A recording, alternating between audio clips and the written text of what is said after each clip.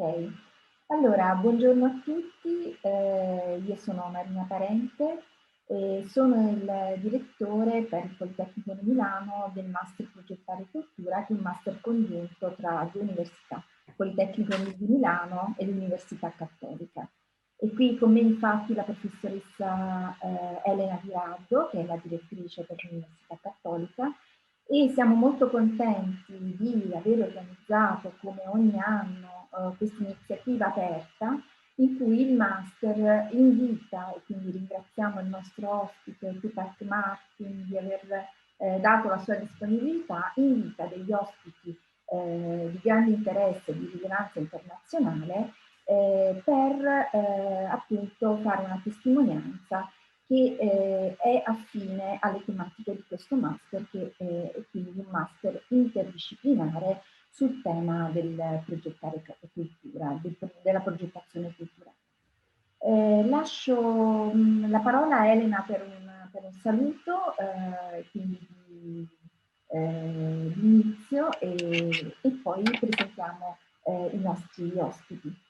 Grazie Marina, intanto appunto un ringraziamento che da parte mia a Martin Tupac per la sua presenza e a Luisa Collina e a te Marina per aver organizzato questo incontro che ritengo estremamente importante e molto azzeccato anche per il nostro master nel segno dell'interdisciplinarietà e dell'apertura anche che sicuramente questo artista ci porterà durante l'incontro. Quindi lascio volentieri la parola adesso a Luisa Collina per la presentazione. Grazie ancora.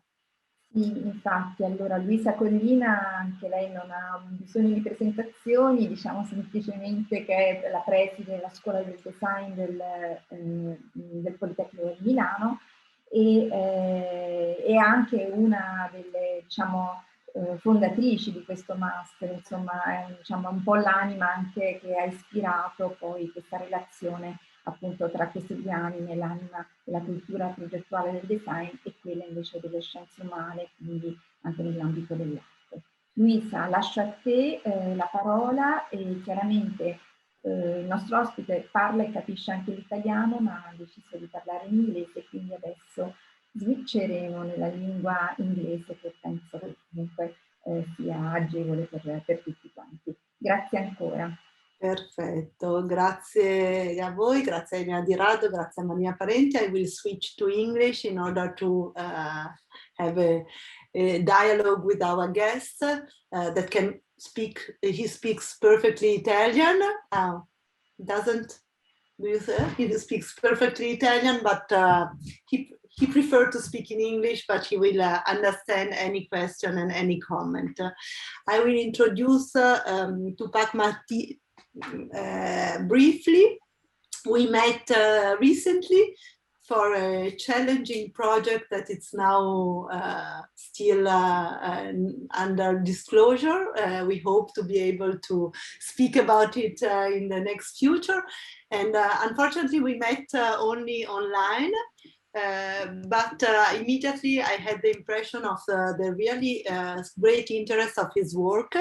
And a very broad one, and for me it's particularly interesting in this moment of our life, in which we understand the importance of blended experiences, of how we can enrich our experiences through matching in presence and online feelings, senses, and so on. He has, Tupac has worked a lot on this topic, and I think he will share with you a very interesting one. He selected one project of the many projects he has developed with his office, but I think that it will be really fruitful in order to understand the potentialities of working between digital technologies and in-presence activities. A very short introduction about Tupac Martir. He's the founder of Satore Studio. He's an artist dealing with multimedia, and he works matching technology, lighting, projection and video, sound design, music and composition, as well as choreography and costumes. His Vogue has described it as the visual designer and creative director behind some of the most important events in the world. He has worked with very important artists such as like Elton John, for example, but also he has collaborated with Serpentine Gallery. He has worked with very famous fashion industry brands, for example, Alexander McQueen, Alexander Wang, as well as with many others. Satore is based in Lisbon, but also in London, in New York, in Mexico City, and in Cardiff. Unfortunately, not in Italy, but I think I know that Tupac was thinking about opening an office also in Italy, because he has a very strong links and relations to Italy and to many Italian brands, such as Moschino, Max Mara, Prada, MSGM, Ferragamo, and other important brands. Today, I think he will focus mainly on this art piece called Cosmos Within Us, that I think it will be really give us thoughts, food for thoughts and for our emotions. So thank you, Tupac, for being with us. Pleasure to be here. Saluto tutti, veramente. Lo potrei fare in italiano, però questa non l'ho mai fatto in italiano. Allora, l'ho fatto in inglese, l'ho fatto in spagnolo, ma farla in italiano forse mi mancheranno delle parole. Allora, scusate che la faccio in inglese, però giustamente se avete qualche domanda, se avete un commentario, qualcosa del genere, non vi preoccupate, lasciatemi sapere e vi dirò un po' di quello che facciamo noi. Allora, iniziamo, così questo diventa un po' più festoso. Noi siamo Satore e come hanno detto loro, io sono messicano, sono anche inglese, il mio padre è indigena, è una cosa che è molto, molto vicina al mio cuore. E da lì è che credo che ha iniziato giustamente quello che faccio io. Ho vissuto a Milano quando avevo 15 anni, 15 a 17, e poi sono tornato all'età di 30 anni per lavorare giustamente in tante cose con la moda, con la Biennale e giustamente con la Fondazione Prada. Però, iniziamo. For me, this is super important. This is the basis of everything that we do as a studio. Eduardo Galeano is probably one of my favorite authors, but this specific passage in one of his stories for me tells a lot, because as an artist, as a designer, as a studio, we truly believe that everything that we do has a reason to exist. We don't believe in just throwing stuff on it for the sake of throwing stuff. I'm a big believer that technology is a character in a story. I'm a big believer that computers and graphics cards and game engines and any type of software that you use actually has a say on the way that you're doing things, as much as an actor does, as much as costume does, because those engines actually tell you subtleties about the story. It allows you to push certain boundaries that other things won't let you do. So it's very, very important to be conscious of every single element that you're putting in it and making sure that it does help to develop the story. And it's not just a nice little flag on add-on that you're doing in order to build what you're trying to do. The studio is led by me artistically, and then three other directors. We have offices in about 5 different cities. There's 18 people working with us. But you know, a little bit of, in case you've never seen what we do, this is what we do. We learned in the last 50 years that, of course, not only do we exist in this universe, it is the universe itself that exists within us.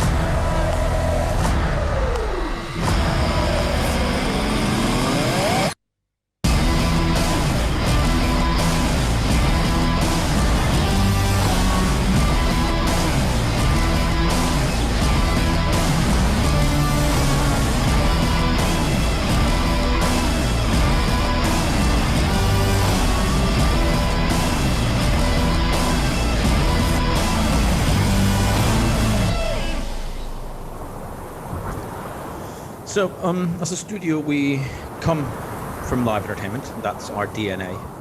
Almost every single one of the directors have come from live entertainment. We also do within it lighting, video set, costume puppetry, just about everything. You know, we even do Sunday roast at this point in our lives. At the same time, we have an entire architectural department that deals with lighting and media facades, and an R&D and immersive department, which is the one that I lead, that deals more with all these new technologies and art. The reason for it is I went to art school. I have a bachelor's in art, and also have a master's in theater design. But I am one of those rarities that started coding at the age of 6. I don't code anymore, but I didn't have many friends, as you can imagine, but I wrote my first game at the age of 7. But what I'm here to talk to you about is Cosmos. So Cosmos is a piece that I started writing back in May of 2017. And this is when we were seeing what XR started to do, what VR was kind of capable of doing. This was just a little bit before the Venice Film Festival, in which Draw Me Close and Alice eventually showed. But it was very interesting in the way that I could bring all the knowledge that we have of theater design, all the knowledge that I have of live entertainment into a piece. And so I started working, you know, everyone, for a long time, everybody always wanted to say, oh, I want to do cinematic. And there's still people that want to do cinematic in VR, and I cannot completely understand it.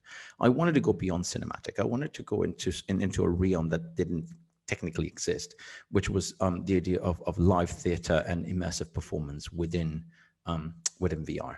And so I started with a very easy premise, and I'll say easy, it has nothing to be easy, but I just started with a premise. And it was, my character is called Aiken. Aiken is a 60-year-old man suffering from Alzheimer's disease, who finds himself in a place that he understands that is where he's trying to hold on to his last memories before they are forgotten.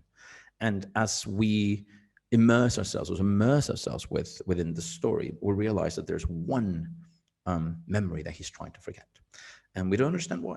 And so in the story, we are taken from when he was a young child and the relationship with his sister and everything that actually unlocks for him later because of that. So we started writing in 2017, May. I think we spent a good chunk of time trying to understand how the story will have to flow.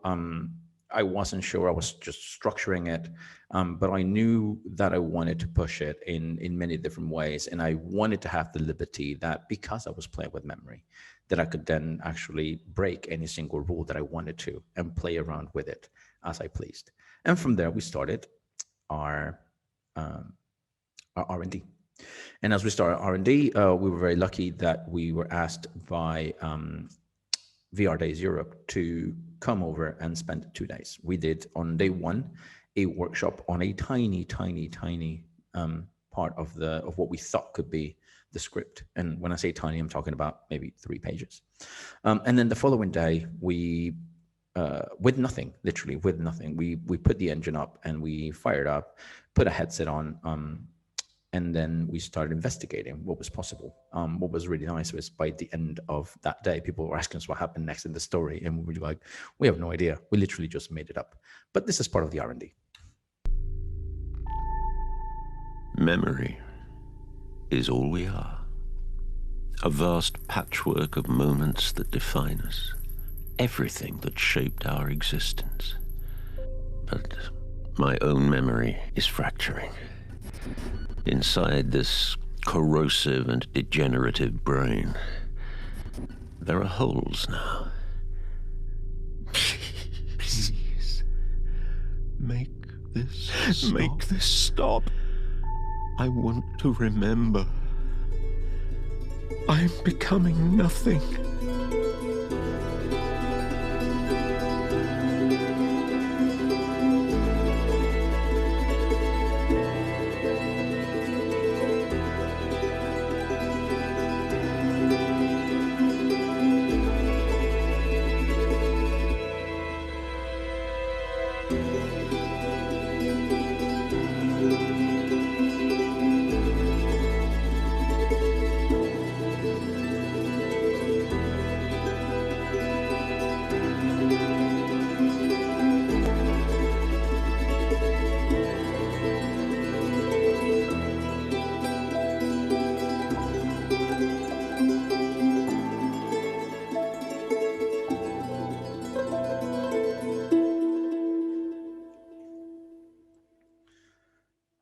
So once we finished a lot of this R&D, we kind of got cracking with the real meaty part of the story. And I knew I wanted to use a lot of the things that I do as an artist. And one of them is I have a big thing about having to draw everything before it goes into a computer. I don't believe in the idea of going straight to machine, because I think there's a limitation on machine. I think that if you can work something out directly on your piece of paper, it'll always be better. And that I can show you, and I have about 8 different notebooks all around me, because I write in different notebooks and I draw in different notebooks depending on what I'm trying to do. But I wanted to bring some of these qualities to it. So I wanted to understand what would happen if I try to bring my drawings into a more realistic type of environment, or if I abstracted it directly from what was coming along. I wanted to play massively with the idea of scale and how throughout the piece I could make you small and I can make you big, and how it would feel to see your parents as 8-meter heads, and the feeling that you get, and and trying to play with the memory of every single human individual that I had. I was very concerned with the idea of what 4:3 and 16:9 content that we have, and how I can actually bring it into the space. And so we came with this idea that we call the Dome of Memories. And what we did is, I wanted to ensure that the memories that I saw between Aiken and his young sister were actually real. So rather than going and finding stock footage, we decided to cast 2 groups of children. This is Rosie, the little girl, and Reese, our boy. Reese was 12 years old. Rosie was 8 at the time. And we hired them, just like we hired another couple. We cast another couple, and those were 8 and 4. And we followed them for 18 months. Every 3 months, we would go and take 2 days away and shoot with them at the beach, at the farm, in a house, in a hotel, winter wonderland, whatever we could find, in order to generate these memories with them. With the idea that once we had those memories and we had those sounds, when you were in the dome, you could actually see the memories of the children, so that you could actually feel the connection between brother and sister that we wanted to create. By the end of it, when we were shooting one of the last scenes, remember that Rosie was sitting in the studio and she saw Reese from the window, and she just got super excited. And I was like, that's exactly what I wanted to generate. I wanted to generate a true relationship between these children, that they felt like brother and children, like brother and sister. I knew I was very interested in the idea of theater, and how theater can actually become part of the story in almost like a pun. I was like a very Almodovar, Peter Greenway type of thing. The idea of the play within the play, or what would happen to if I decided to make 2 mums and 2 dads, and actually had them in a very Wes Anderson type of way, where there's people moving everywhere, and your eye is trying to decipher where it can go. Now, one of the funny things that we did in here is, you're obviously in Cosmos, you're sitting with an audience. And so when you're sitting in this theater and you look back, there's an audience sitting behind you. But it's a pun to the actual audience that is sitting behind you as the piece is coming along. I wanted to play with a lot of the ideas of green screen and what I could do to enhance this very surrealistic type of style of movement that I wanted to do. And so not only did I have one green screen at the back, I had a second green screen that comes in it. So that green screen that you see behind the child actually didn't exist. It comes in at a later part of the entire shoot that we did with all our parents. And I had 2 dads, I had 2 mums, and I had them moving all along. And as I was writing the story with Ben, who helped me write the whole thing, I was developing each one of the scenes and in how they needed to exist. So visually and technically what they needed to look like, and how that was matched by the way that we were writing the story. And one of the things that came is I wanted to make, it's a real surreal moment in this, when we're doing this piece. And I really wanted to play with that surrealism. And so the baby, Lily appears 3 times in the story in this scene. And he says, she looked like a turkey. And actually the baby that they're carrying is actually a turkey that is dressed as a baby, and they're passing along between all the characters. And then the baby at the top is actually a 15-kilo ham of prosciutto, like a ham leg, and also dressed as that. And then when the baby appears on the left side is a 20-kilo bologna it's about that big, that they put in the chair. You know, all the characters that appear in this scene are all based on my family. So, you know, so I have an uncle, who may rest in peace, who was so tall that my little cousin, when we were little, he was so tiny that when he looked up, he thought he was Frankenstein. And so one day I was watching television, and my cousin just came running and hid underneath the bed. And I was like, what's wrong? He's like, our uncle's here. And I was like, what? He's like, he's going to eat me. And I was like, he's not going to eat you. But, you know, so I took this, I kind of took this idea of the Frankenstein uncle and my aunt that always told me about, you know, her wedding day. And so I just kind of took these things and I expanded them into all these characters that I put into the story, which made it a lot of fun. But not only were, you know, we shot this in stereoscopic 360 video, even though I only used 180, and then composited the rest. But I used the studio, I used my architectural side of the studio to build everything behind it. So the theater is actually built on a real theater and is lit like a real theater. We have 150 different motion capture people sitting down watching the show, and you sit in the middle of the whole thing watching it and deciding where to look at, and which is the bit that I really wanted to do. When I said that we were talking about using almost about every single technique, we did use motion capture, we use volumetric capture, but we also use facial capture. We use photogrammetry. Once again, you can see Reese on the left. He aged a lot during the process. I think when he started, he was about that height for me. And then by the time he ended, he was almost taller than me.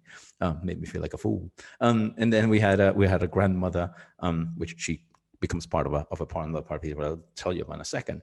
But it was really important for me to have these things, because when we were developing the piece, as I was dotting around the scenes, we created a line, and that line told us what happened. And so anything above that line was real, and anything underneath that line was surreal. So the further you went down, the surrealism kicked in. The further you went up, the realism kicked in. So the climax of the surrealism is obviously that scene that I just showed you before with all the chaos going around, and then the summit side goes away, but also because we were working with palettes. So I wanted my color palettes couldn't break the line. So if I decided a certain color palettes needed to real world, that they could only live in this real world. If there were color palettes that needed to live in the real world, they live in the real world. The music, the way that we compose the music, lives in the same way. So every single one of the elements that went into it had to live in those worlds, because then we create a language immediately that the viewer, that the interactor, who's the one that sits in the middle of it all, can immediately within 3 scenes, he understands what we're pushing them and where we're taking them in a nanosecond. We worked with a nose to do smells, but rather than dropping smells everywhere, which we couldn't, we ended up doing things very much like you do in a perfume, dipping them in, having them around, and we ended up going through about 24 molecules that do the entire show. And those molecules also come into consideration when thinking about that line. So any smell that is underneath it is real. Any smell that goes above it is real. So anything that was in the real world needed to be a molecule that you can associate directly: grass, water, mold. Anything that went down into the surreal world had to be emotions. And so, when we're in that theater piece, you're supposed to be thinking of childhood, and you'll never know what childhood smells like. Bubblegum. And so, the smell is such an important feel of what we're doing, because the moment, we all know that smell actually is the one that triggers memories the fastest. So when you're dropped in that first room and it's at the relic house, and you can see how it's all broken down, and you smell the mold, and you smell that water, and you can hear the rain, and you can, it immediately takes you into that scene. I haven't spoken about audio, but we have an 11.2 surround sound system, and our interactor wears open headphones. So we're able to create things that live and interact in the environmental layer, go to one ear, go to the other, and go back to the environmental layer. But it also meant that I could spatialize things. So if the rain was over there, you could go over there, and you could, the closer you got, you heard the rain better, or you got the further you went away. So it was spatially, it allowed you to understand a lot of the things that we were doing. At the time, we're also trying to do a lot of new techniques that would go from Houdini into Unreal. Nowadays, it's a lot faster and a lot better and a lot easier. when we were developing this, none of this existed. So, we had to write our own plugins and a lot of our own development. Poor Liam here that you see probably spent a good 6 months of his life trying to get that bloody flower to be exactly the way that I wanted it for that specific moment in the story, which was not an easy feat to anybody. So what makes Cosmos so nice and so different is, for starters, all our musicians are live. So all the music that you're going to hear when you're going through the piece is being played by 3 individuals in a small show, 5 individuals. So we have our violin, our cello, our keys, our trumpet. It's all live. It's all mixed on the right side by our sound engineer. And then that sound is actually distributed to the other side to our sound designer, who then sends it back to all of us, but then also sends it to the 11.2 surround sound and the open headphones. All of that engine actually lives outside of our main engine. Our main engine is Unreal, which is where all the visuals are triggered, and they're all triggered in real time by somebody. But we are sending constant signals to the sound engine so it knows where the headset is at any given point. Why do we do that? Because in certain scenes, like at the beginning, as you move around the space, there's 24 different sounds to be found. And so if you approach maybe the fireplace, you'll hear your father telling you a story. And if you go towards the living room, you hear 2 people playing chess. And what I wanted to create was, I wanted the interactor to move around to explore, but also, because we're talking about memories, I wanted to create something in which people will come out and say, oh, well, did you hear the radio? I didn't hear the radio, but I heard the TV. There was no TV, but there was a radio. No. Did you hear the story? No, there was no story. I can hear. And so people immediately started confronting each other about what the real memories were, and kind of playing with this idea of well, our man's going through Alzheimer's. So obviously you're not going to remember everything, and you're going to think that you heard something that the other person didn't hear. When you're in the dome of memories, we ended up creating 24 different memories. And we always start with the first one, and then the decision's made, and then we switch to another 5 and another 5 and another 5 and another 5. But the interesting bit about it is each memory is about 30 seconds long. So no one can actually see no one can see all memories. No one can see all the memories at the same time. And every single memory is tied with a special sound. So as you're seeing that memory, a sound will come with that memory. So once again, people were talking, oh yeah, did you see the girl with with this? They're like, no, but I saw the girl running on the beach. There was no girl running on the beach, but there was a girl in Winter Wonderland. Oh yeah, and so once again, it was playing with this meta idea of what are the memories that you're generating and what are the memories that you're kind of not knowing that they exist. Another thing is I direct the show live, and my entire direction is based on the interactor. So the interactor, who's in the middle, it's a 5x5 meter space. I am looking at him, and as he's moving around, I'm making decisions of whether I elongate a scene, or I send another visual right away, or if I need to work around something. So all the time I'm reacting to the interactor. You can see Mark on the right side there, who was dealing with all the live triggers for visuals, and then a little bit further than that, there's John, who dealt with all the sound side of things. Added to that, we have our voiceover. Now, our voiceover never sees a single screen and never sees anything that is going on with the interactor. And the reason for it is because, for me, he's like the first violin. He is the one that's driving the story, and I want him to be attached to me. And so I'm driving him throughout the entire story. And sometimes I will drop him immediately to give me a line, and sometimes I will hold him to give me a line, and sometimes I will get him angry, and sometimes I will make him sad. And so the whole time I'm playing with his delivery of what's going to come next, and it was very important for me not to get distracted, because it is a long, it's about 62 pages that he has to go through. I didn't want to get lost by watching anything else, but it becomes a one-to-one direction of me and him. In that sense, that's what we call sound and vision. On the other side, inside the interactor space, you also have 2 dancers that we call shadow men. Shadow men are important for us because they deal with taste, touch, and smell. So you are not aware that they exist, but they're always performing around you. And they become very important because they're the ones that receive the interactor when they arrive to us and prep him or prep her. They're the ones that guide him in, and then eventually are the ones that take him back and offboard him. And so they have to create a really nice sense of partnership and of careness. You have to care for them. And I always talk about how onboarding and offboarding is really, really important to us, because I know that I'm about to destroy you. I know for a fact I'm about to put you through a roller coaster. And so I need to make sure that you feel safe and that you know that I'm not taking the mickey out of it. When we debuted the piece in Venice in 2019, we had 4 people in the audience. By the time we made it to New York in December of 2019, we had 150 people in the audience. And that is correct. We actually have an audience that watches the piece, because for us, this is where the division comes about performative-R. For us, Cosmos is something that happens. It's a performance that happens in different realities. So you have the reality of the interactor who's in a VR headset. And then you have the physical reality of our entire audience that can see what our interactor is seeing, but also listen, because every single person has their own headphones. So they can listen directly to what our interactor is listening to. They're also inside of the 11.2 surround sound, so they're getting everything on it, and they can see what he is seeing. But the climax of the stories and almost like the curve of the story for both our audience and our interactor are a little bit different, because at the end of the day, one is watching and the other one's living. And so it was really important to get that balance right in terms of how we wanted to do things. At this point, almost everybody knows what to do. So please take out your phones for a second. I'll give you 2 seconds to get out your phones and get your cameras out. And you can look at that.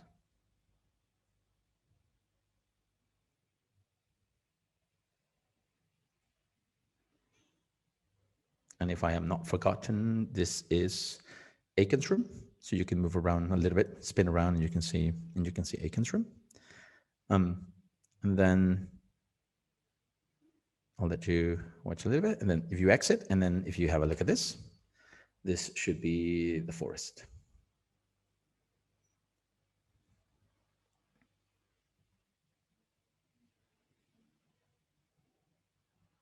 Okay, so that's the forest, and you're seeing it just as a PNG at the moment. But our interactor is going through it, and you can see how our shadow men are giving him the breeze of being in the forest, and the smell of fresh cut grass slowly coming through. The shadow men are obviously performing also to our audience. It's amazing how as soon as we drop them into here, how people just lose their guard and also they're lost in the idea of the forest and what it looks like and the way that the music kind of drives you through it. And then eventually our voiceover comes in, and we kind of keep on walking and talking about it. All in all, this is probably the most ambitious project at the time that we had embarked on, in terms of how we were bringing all these different types of realities and different mediums put together to deliver something that was a little bit out of the norm. We've been blessed by winning a lot of awards with it. We got nominated for an Innovation Award by the Production Guilds of America. We lost by 1 vote to Mortal Invader, so I'm not fussed about that, to be fair. Yeah, but here's it's a little bit what it looks like.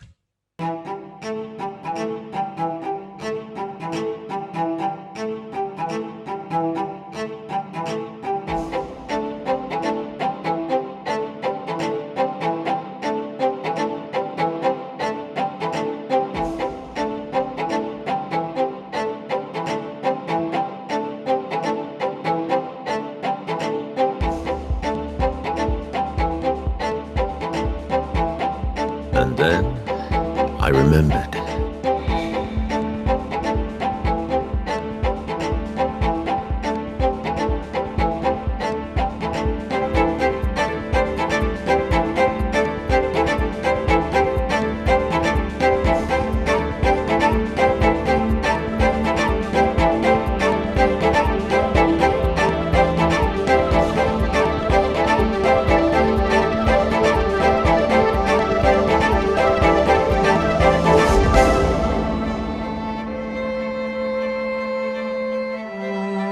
Memory is all we are.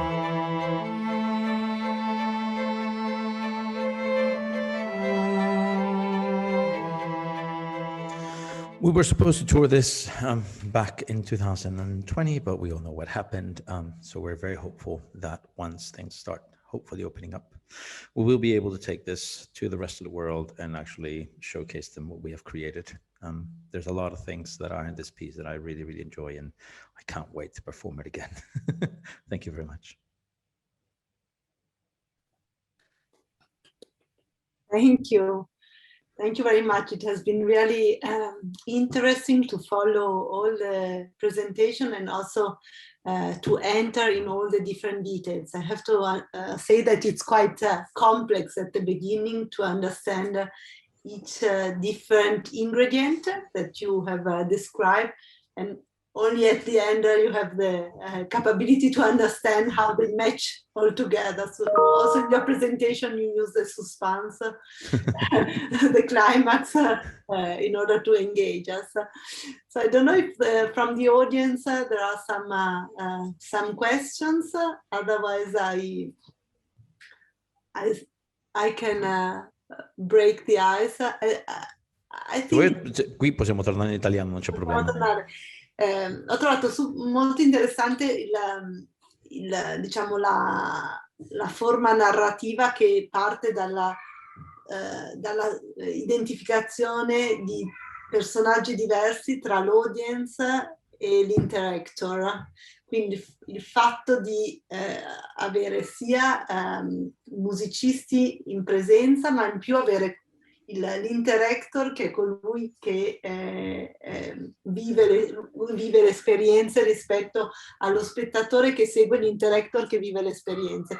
Cioè questa diciamo intricata presenza di soggetti dà una grande ricchezza. Come ti è venuta questa strutturazione?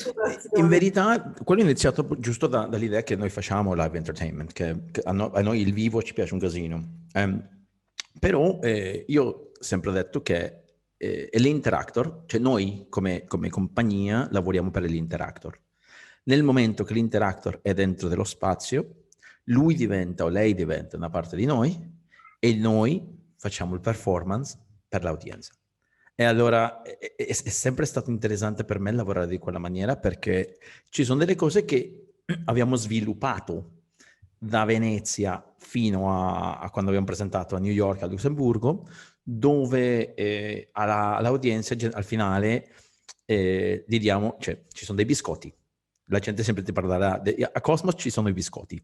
Ci sono i biscotti perché c'è un momento nel quale la nonna arriva da te e ti tocca. E già lì ti fa un po' così. E poi quando la nonna ti fa così ed è un zoom. E tu prendi la mano e fai così e c'è un zoom. E lo porti e ce l'hai. E poi ti porta questo biscotto, lo prendi e stai mangiando un biscotto. Cioè stiamo generando una cosa diversa, perché alla fine tutto quello che tu hai visto tutta la tua vita è che quello che tu vedi in uno schermo non è toccabile. E per la prima volta quello che vedi lo puoi toccare.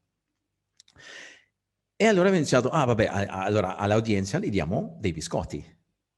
E poi c'è un momento nel quale è il compleanno di Lilly, facciamo che, cioè c'è il compleanno in audio, però facciamo che l'audienza faccia il happy birthday. E allora tutta l'audienza diventa una sola cosa che arriva sull'interactor. Allora rompiamo quella parte lì. Quella parte che dicevo che sei in un teatro a quel momento, è proprio dietro di te c'è l'audienza, esattamente, cioè, facciamo metta che sei lì.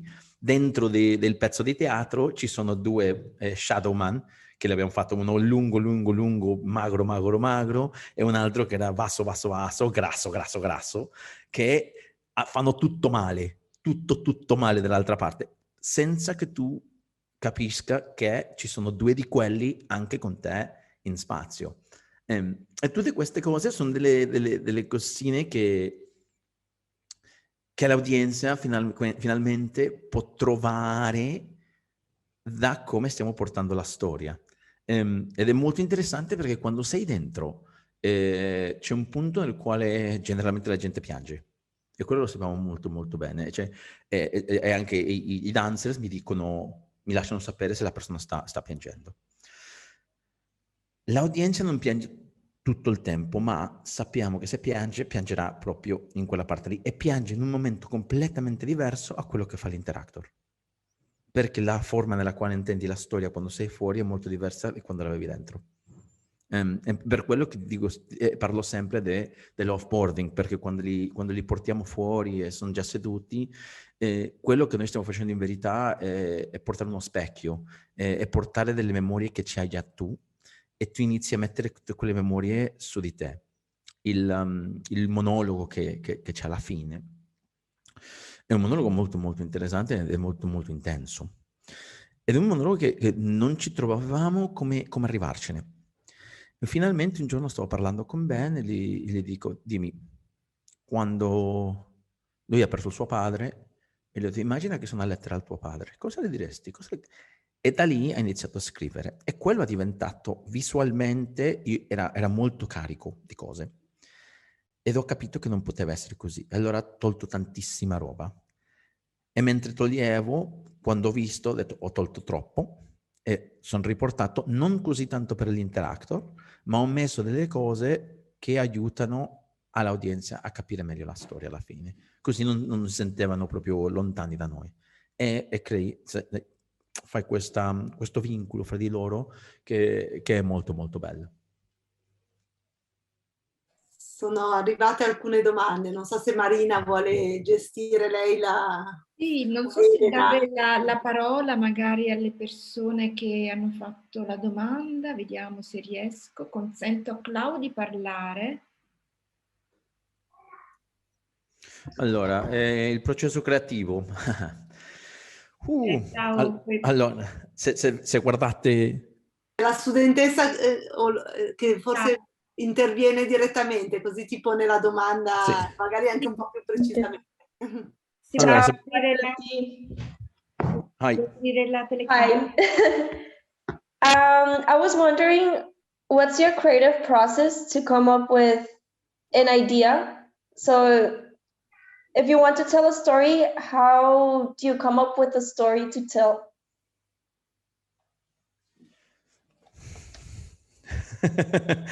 I write a lot, and I don't write full stories. I just write concepts. If you can see behind me, there's a bunch of Post-its. That's one. That's another. Behind over there, there's another. Over there, there's another. Over there, there's another. Over there, there's another. There's another. There's another. There's another. There's another. I have about 10 different projects in my head that are already up, and then I have another probably 10 or 12 that are living here. I have some projects that I've been working on. So I have one project that I've been working now for 26 years, and I'm still waiting for the right technology to come through so I can actually tell the story the way that I want to tell it. So I think at first, in my way of working is very much like the way that I learned how to paint. And that's as I'm seeing the canvas, I'm trying to understand what the canvas needs and what is the image that comes out of a canvas. And in the background, I'm working on all these ideas. And then at some point, they come directly to my head, and it's going to go, okay, perfect. Now I know where I'm going. Now I think I understand it. And then from there, I start delving, and I kind of throw it out and put it on in the piece of paper and put it up there. And then I start talking with the team, and I start trying to understand where things need to push, where things need to pull back, where things I've gone way too far, where it needs to, kind of sit here, or which bits I'm not willing to compromise. And so then I need to find a way to actually get me to that position. So yeah, it's at first this is a very intricate and personal thing. And then once I open it up to the rest of my team, then it becomes a collective element. Okay, thank you for sharing. No worries. Allora, c'è un'altra domanda di Erika Castello, adesso le consento di parlare. Hello, hi. Thank Hello. you so much for what a wonderful presentation and effort, a huge effort. I'm just curious why, first of all, very simple things like you're talking about using a cookie. Do you use haptic gloves? Do you use olfactory components? And, if not, why did you decide to go without these that actually enhance the experience so much? So originally, we don't have any haptic gloves. Originally, we had trackers on people's wrists, but in the mirror prototype, I got rid of them because I realized that the interactor will get lost trying to interact with things. And at the end of the day, we're talking about memories. You can't interact in your memory. Your memory is a memory. You're very passive in that sense in your memory. Yeah. You can look around and you can do all sorts of things, but you cannot interact with that memory. That memory is locked. And you can't change it. That's, you can try to change it in your head, but you can't change it in reality. So we got rid of the the trackers, and then all the smells that we do, you know, are delivered by our two shadow men. And what we have is we have little bags where we dip the little like when you go to, you know, someone wants to give you a perfume, you spray on it and you smell it. We do that with our molecules, and they live in little plastic bags. And then when they're needed, they come out of the plastic bags. We use them kind of like this and put them around, and the girls do a dance around them to get the smell, and then they pull it out. So when you're with, for example, when you're with the grandmother, the first thing that you smell is, as she approaches, is the smell of the perfume of your grandmother. And then as she approaches the cookies, we bring the molecule of vanilla, and how those two interact together with each other. So all the interaction, in reality, all the haptic elements of it come from the two shadow men, who are constantly moving around. There's one moment in Aiken's room that if you go to the window, there's actually someone standing there waiting, doing like this with two fans. So if you get close to the window, you actually get the wind from the window. There's another moment with the dragon where there's fire.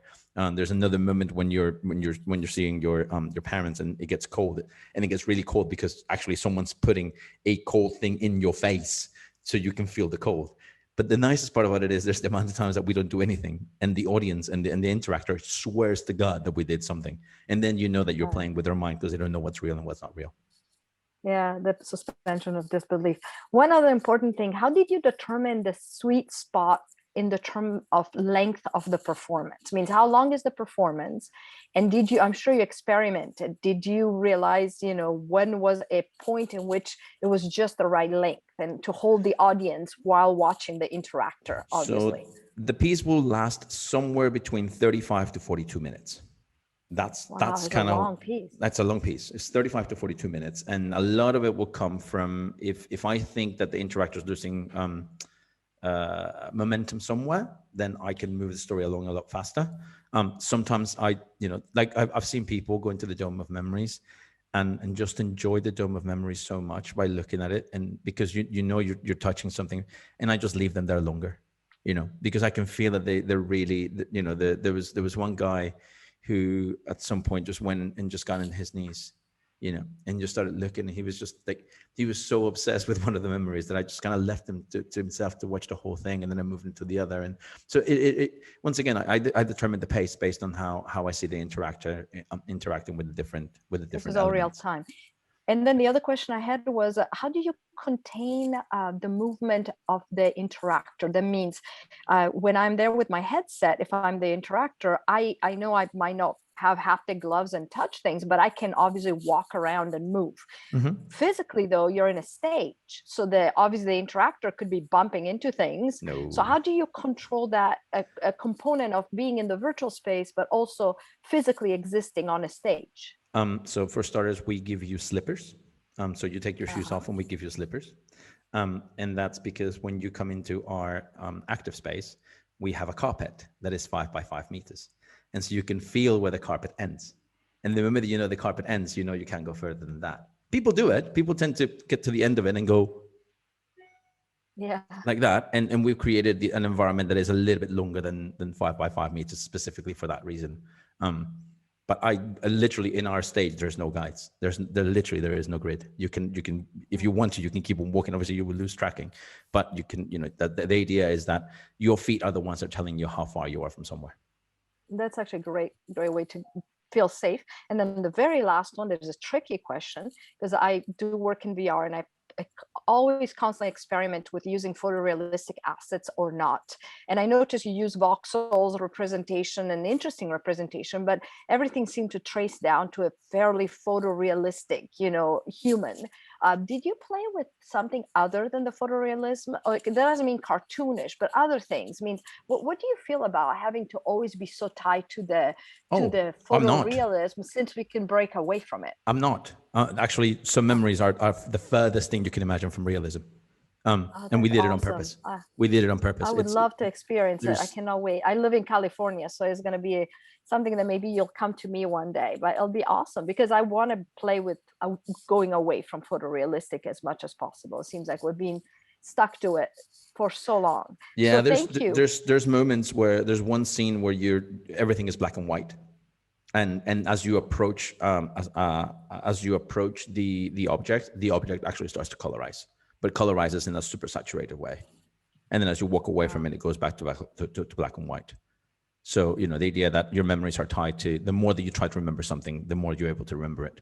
And when it just lives in the middle of it, you don't remember the whole thing, so you can't remember the specifics of it.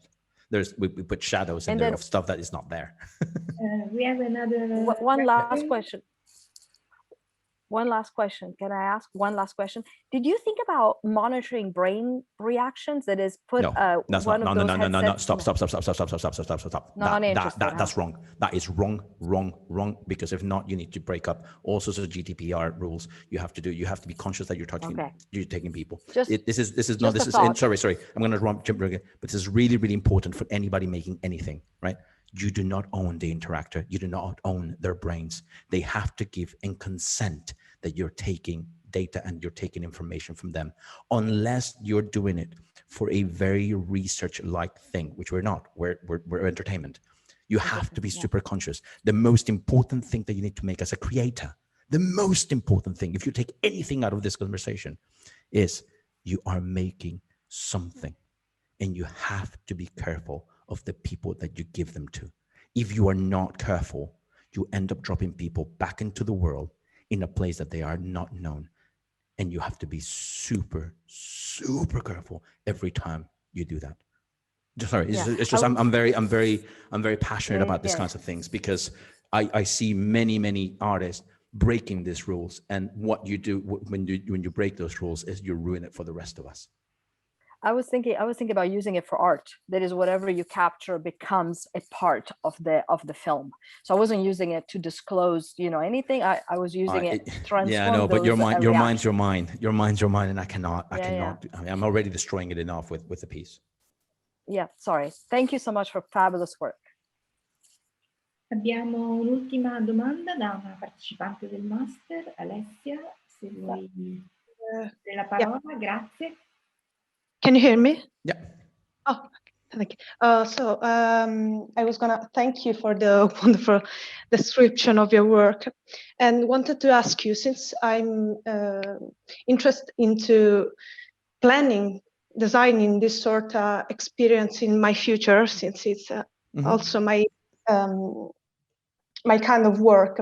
Wanted to ask you how much planning, how much designing goes into designing something like this, since I know that how much work does this take, and wanted also to ask about how you organize your interaction with your using of technologies, of software and hardware. If you have some technologies that you own as a company and use that for specific for the works, or if you adopt different kind of hardware and software based on what you're thinking of doing. Okay, so we change depending on what I'm trying to achieve. Once again, technology is a character, so I like the idea that I pick the technology depending on what I need to do, and based on that, it's the hardware and the software that we use. It's always ad hoc to what we're trying to create. In terms of how long it took us 29 months from the day that I started writing to the day that we presented, and even then, I would say it's 33, 34 months, because we were still developing little bits and pieces and understanding it better by the time we got to New York. So it is a big piece. By now I have it very well locked and I know exactly what I need to do. But yeah, I would say it's about 30 months to make it all. Can I ask you, I know obviously every work is different, but for this specific work, how did you organize the production of every part of the work? Oh my God, yeah. It was a breakdown of, as we're developing one thing, developing another, a lot of R&D, and then finally, I would say in the last 6 months, we actually got cracking with everything that we needed to do. But for 23 months, all we did was R&D and trying to understand how the music and the smell and the sound and this and that, they all work together, so that once we understood it completely, we could then build it again from the scratch up. But just to give you an idea, every single graphics that you see, like any poster, any post-it, any book, anything that it's in the was done actually by our graphic designer. So I think she ended up making something around 350 assets just on graphics. Cool. Thank you. No worries. I have a last question that could be interesting for also for our audience related to the Satore Academy. Yes. I saw it on your website. Just what's that and how does it work? So Satore Academy is the latest thing that we're coming together as a studio, and it's something that we've been working on and off in a certain way that is not very it's never been structured. So we always take on interns, we will take on apprenticeships, we give mentorship, but it's always been a bit disconnected. And so Academy is now the way that we're putting everything together so that we can actually have a structure, and we're going to put out lectures, and we're going to put out interviews and talks with other people, and also give mentorship to people, but in a more structured way, so that if we are giving mentorship, we're going to give you mentorship for 6 months. If we're going to do internships, you're going to do internships for 3 months, like in a more structured way, so that people can understand really what they're, and so the idea is that if we're giving mentorship, it doesn't have to be somebody that is in Lisbon or in London and Cardiff. It can be someone anywhere else in the world that we can just have a good conversation and help them grow and understand better their practice. So yeah. Very interesting, I have to say. So I would like to be mentored by you starting from today. So thank you very much. I think it has been really not just interesting, but much more, because engaging, I have to say. And as I said, we'd be very happy if the project we have in common will go on, so that we will have a lot of opportunities further to do something together in the next future. I don't know if Marina or if Elena would like to conclude in the meantime, and thank you. Thank you very much. I'm just being called over there. I gotta run, but thank you very much for everything. And if anybody has a question, please feel free to send me an email. Ok, see you soon. Thank you. Ciao, arrivederci a tutti. Grazie a tutti. Grazie, arrivederci. Ciao. Grazie molte. Io volevo solo sapere... Cosa volevi sapere? Allora, grazie a tutti i partecipanti. E comunque questa comunicazione è stata registrata, quindi se poi volete rivederla, comunque vi faremo sapere quale sarà il link della registrazione. Penso sarà caricato su YouTube. Ringrazio moltissimo Luisa Collina per la moderazione, Elena per la sua preziosa presenza e per aver dedicato un po' di tempo a noi, e a tutti voi che avete partecipato a questa giornata. Grazie a tutti. Grazie. Buona giornata. Arrivederci a tutti. Arrivederci.